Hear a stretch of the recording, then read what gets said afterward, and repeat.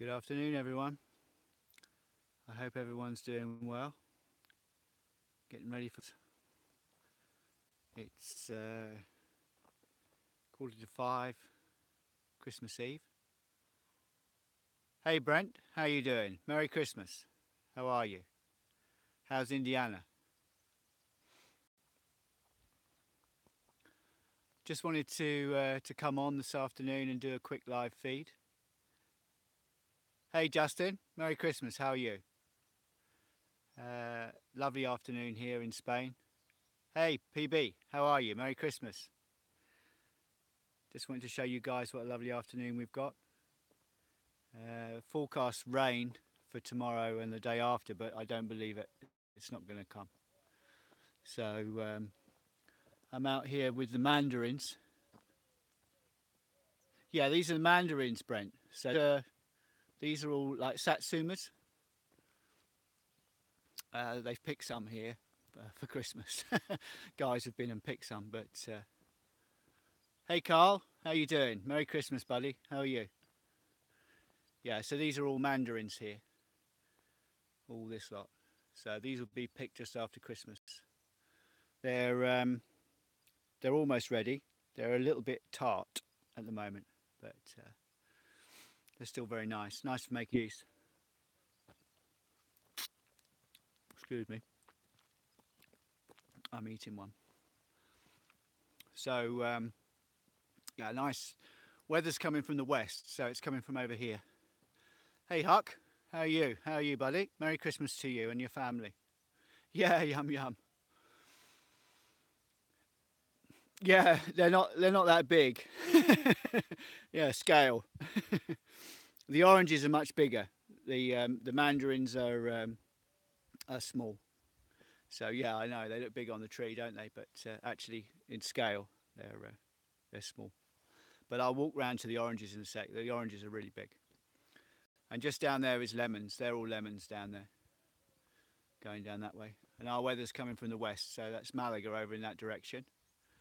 And we've got yeah, got giant hands. Yeah, like was it Roald Dahl, isn't it? The giant, big friendly giant. Yeah, yeah. It's a trick of the camera. These are the cypresses that we lopped off, and they're all coming good now. So you see they're all branching out, starting to bush out. So we'll trim these up again after Christmas, and I've just kind of let them go up until now after lopping the tops off them, just so they give them a chance. They've been having some water. I've been very busy, Huck, like everybody at Christmas, you know, with lots of responsibilities of all different types. And we've had a bit of rain. A couple of weeks ago, we had a bit of rain, which we were desperate for. And that's made everything grow. So I've had to, like, a lot of jobs that were waiting for the rain, I've had to get on with. So just had to catch up with lots of stuff. Yeah, I think it's been out getting your presents, been firing up the sleigh. So as you can see, the field's pretty much clear now from the cypress trees that we cut down, and I've been milling those on the Logosol mill. So been milling a lot of timber up, using it and storing it. These ones have still got to come down, the cypresses on this side. Hey Dickard, how are you doing? How's things in Calgary, Dickard? You cold there? Merry Christmas to you, Dickard. Hope you're doing well. Pruned all the fig tree right up. 14 inches of snow. Jeez, unbelievable. Yeah, so pruned all the fig tree up.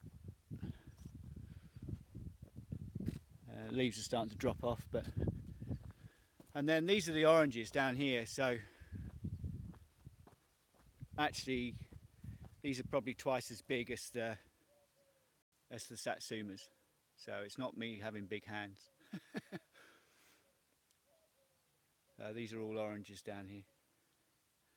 These will be picked after Christmas as well, along with the avocados. The avocados are pretty much ready now. And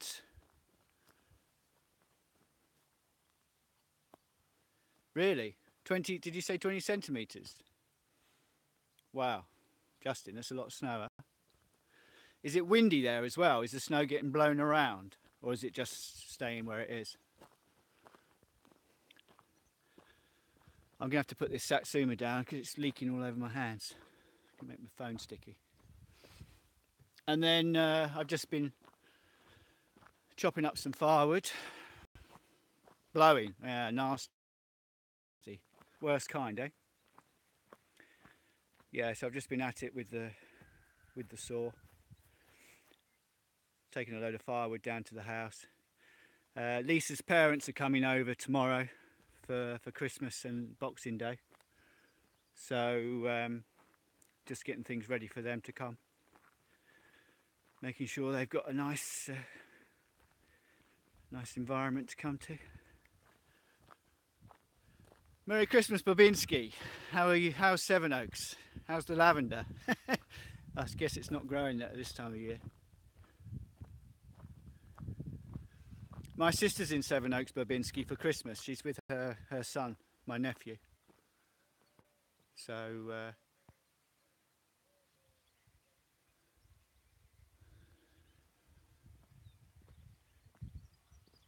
you'll have my sister near neighbour, Babinski. It's not necessarily a good thing, but so yeah, nice view up to the mountains. See the clouds. We have a bit of a microclimate here. Not the hills that you can see close by, but the hills that are just further back than those hills is actually a UNESCO site, and they use those mountains, Sierra de las Nieves, they use those for experimenting with all kinds of plants. What I'll do one day is I'll take you up through there, you guys, in the car. You can drive through. You can only go 20 kilometers an hour, and you can drive all the way through the mountains. And every corner you turn in the mountains, they're growing another type of plant. So you've got the shrubs and bushes and stuff growing. Hi Fritz, Merry Christmas to you. How are you? So it's great because you get different colours around every corner and everything. Hi Hugh, how are you doing? Merry Christmas to you and everyone that's with you, your family and your friends. So yeah, we have this kind of microclimate here that very often when it rains, we miss it because it goes around us.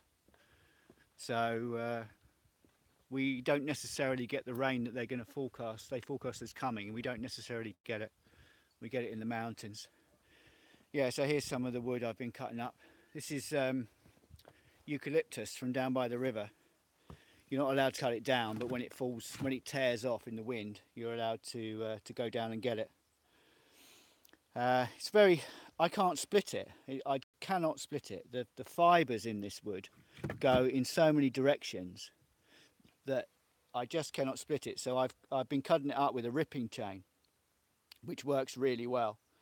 So I've had to actually cut it up with the husky with a ripping chain on, because you just can't, obviously you can cross cut it, but to cut it in its length, you need a ripping chain on. So use the hoe and split it. Yeah, yeah. Unfortunately, the hoe's out of action at the moment, Dickard. It's waiting to be picked up. They're going to. Yeah, load of fire, load of oranges. Yeah, you're welcome. Hey, Anders, how you doing? Hey, Andy, how are you? I saw your stuff on Facebook, all the snow you've been having and everything, and your fire looked nice, Andy. The fire you had looked good, made out of bricks. So yeah, I've just been splitting that up. You're right, Dickard, but the hose got to go off to be serviced, and I'm waiting for the guy to come with his truck and pick it up. I think the fire's going in here. The Wi-Fi stays on. Yeah, fire going in here.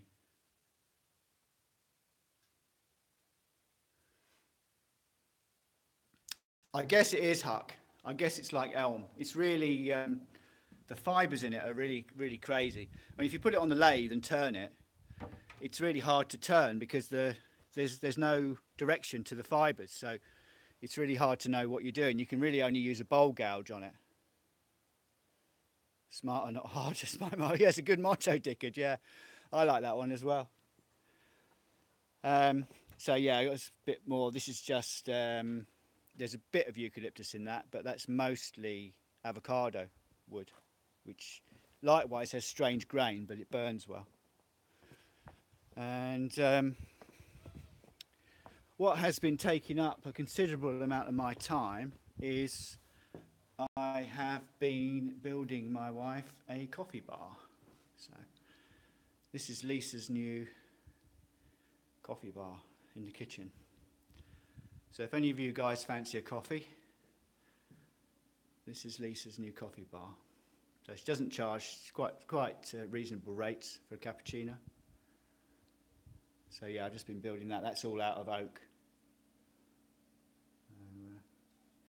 Yeah, it's not finished yet, PB, but yeah, I got to get it ready for Christmas. Get ready for Lisa's mum and dad coming over. And all the bougainvillea's out. Plumbago's all out now.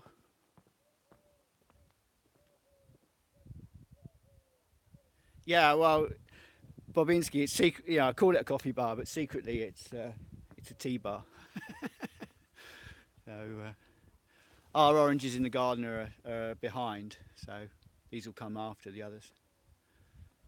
And then looking down towards the river, these are all oranges down below. So oranges here, avocados over that side, and oranges down by the river on the really fertile bit down by the river. So everything's about to be harvested. It's pretty much ready. A few more weeks. Depends whether it rains or not, really. If it rains, we... Thanks, PB. Yeah, it's nice. It's a nice spot. We're by the river, so it's nice. We get a lot of wildlife from the river. River's down in the bottom there. That's where those eucalyptus trees are, down on the river, because they need a lot of water. And this is my mess, so-called workshop. It's supposed to be a workshop. It's just like a collection of mess.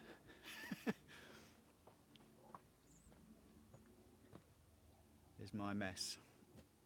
Everyone has to have some mess. Do we float the river? It's very shallow, Dickard. Most of the time, you can ride down the river on an enduro bike. I mean, you might be up to the air filter, but you can ride down there. A lot of guys do ride down there. Certain times of year it floods, but there's nothing all the way down the river. There's nothing to hold it back, so it just flows down. Hey Grego, how you doing? How are you? Thanks very much for the message, Grego. Nice to hear from you. Yeah, the water just flows down to the bigger river, which is called the Guadalhorce River. So this is the Rio Grande, believe it or not. No sign of John Wayne. And it flows down to another big river called the Guadalhorce, and then the Guadalhorce goes straight down to Malaga and the sea. So there's nothing to hold it back. So, you know, certain times of year you could go down it in a canoe or a boat, but it's not easy, Dickard. You'd have to sort of keep getting out over the shallows, I guess. I've never tried to do it. I mean, I guess it's possible, but lots of it's very, very shallow. So. Okay, well guys, I just wanted to check in. Thanks to in an inner tube. Well, in an inner tube. It'd be a long ride, Dickard. It's about how far is it? It's probably about 30 kilometres to the coast. So you'd be in your inner tube for quite some time. But yeah, I guess you could. Yeah, I guess you could. I mean, there'd be areas where you had to get out. But yeah, it would be quite a fun thing to do in the summer, actually. Take the GoPro and see. You'd have to take a tent as well. Right, Dickard. Okay. Well, yeah, I haven't ever tried it, but you could take a tent and like camp out on the way down there.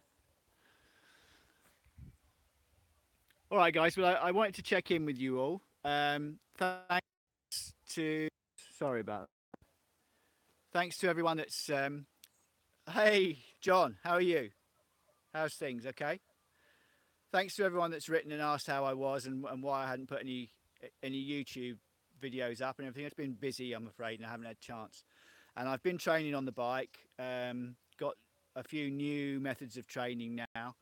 I've been reading up a lot on the science of training now. It's moved on so much. So big changes in diet and uh,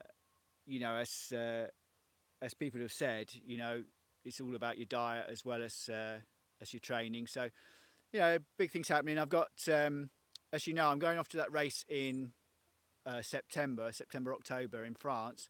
But I've got another big race now in June in Spain. So I'll tell you guys all about that. Um, should be interesting. So, guys, I just want to wish you all a very, very happy Christmas, your families. I hope you have a great weekend, great time while you're all off work and celebrating the season. And look forward to speaking to you all, hopefully between Christmas and the New Year. So, take care, everybody. Have a great time and speak to you all soon, I hope. And look forward to spending 2018 with you guys. Okay, take care. Bye now.